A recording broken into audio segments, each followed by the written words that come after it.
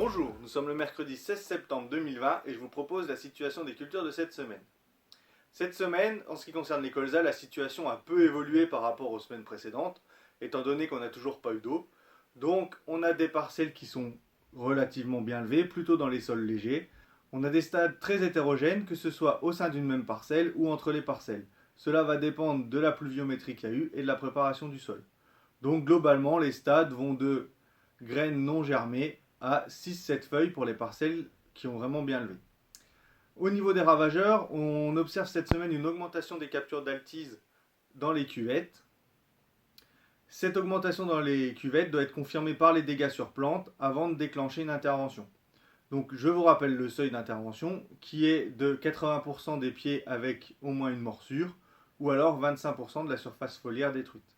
Sachant que les colzas sont en souffrance, surtout avec les grosses chaleurs actuelles, donc dès qu'on commence à avoir des dégâts, il faut quand même intervenir assez vite pour éviter que les colzas ne souffrent encore plus que ce qui est déjà le cas actuellement.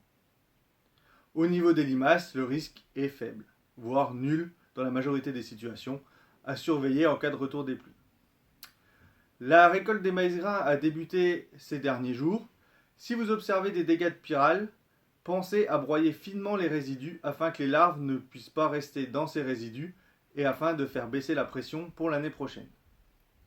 Au niveau des scipiens, si vous en avez encore à semer à l'heure actuelle, seule la moutarde peut encore produire de la biomasse et jouer le rôle de piège à nitrate. Je vous souhaite une bonne semaine, à la semaine prochaine.